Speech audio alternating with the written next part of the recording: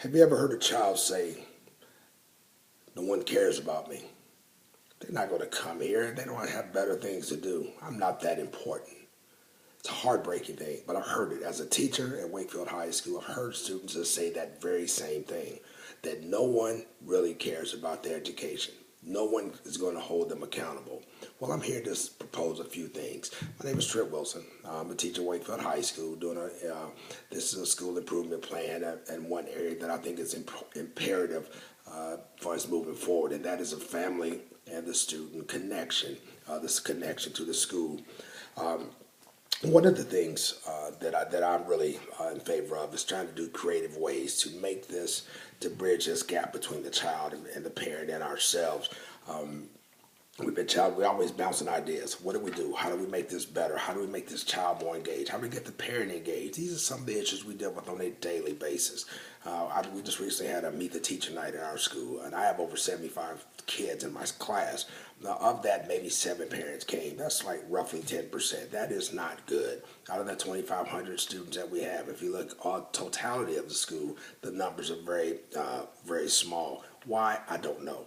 I'll give you a quick idea. Our demographics at our school, we have roughly 43% Caucasian, I'm sorry, 47% Caucasian, 30% African American, 6% Asian Pacific. We have 13% Hispanic, 3% multiracial, and 1% American Indian, which gives you a diverse group. In our neighborhood, this school is located in a very well-to-do TPC, which is Tour Players Championship, which is a golf course community. So we have a lot of the have and the have-nots. But one thing we've come to realize, it's not about have and have-not because they all deal with the same thing, apathy with the teachers, apathy in the classroom. And what we need to do is find a way to bridge that. A couple of ideas that I'm thinking of. We have to get creative. As I said before, we want to have creative ways to make those changes. I'm proposing, we know what our roster is a few weeks before school. We send out emails. We have a social event, just a family social event, a non-threatening event where teachers, students, and everyone get together. You just have that moment of collaboration and just laughter and maybe barbecue hot dogs or whatever it may be. I think what this shows is this, that we're committed to the student. It shows the student that their parent is committed because they showed up.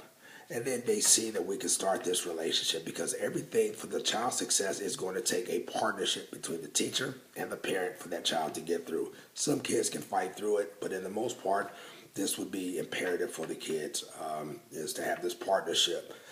Another thing, we have parents who work odd hours, different hours. I would set up a website or just set up a conference call where, again, it's not just talking about their child specific, but talking about what's going on in the class so they are involved. It forces them to be involved. Ask them what they want their child to learn, what the child is saying, and we can take these ideas, put them all together, and then it just shows some form of collaboration. Another thing that may work that I could propose is possibly set a competition. We have different events going on at the school. Set a competition between the classes. One thing children are is competitive. Everybody wants to be number one. Everybody wants to win. There's bragging rights in winning. So if we have I teach 3 classes. My curriculum is business. So if each one of my classes, I said I'm having a family, there's something going on, and they have the most people coming in, maybe that class wins a prize. Now, for me, if they just increase the numbers in each class, every class will get something because to me, every child is a victor, and we need to make them feel that way. I think it's important in today's education because we have a lot of apathy, so somehow we need to tie these things together. I'm no expert in this field, but I will say this. My wife and I have raised 3 children.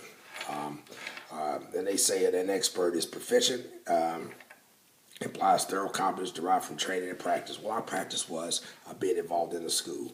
Our practice was staying on top of their homework. Our practice was being involved. So, and we've been blessed to be able to have the 3 successful young men. One still out in high school and does well, 4.3 GPA, but he is doing quite well. We have one at Butler, as you can tell by my shirt. He's a student athlete. He plays football there.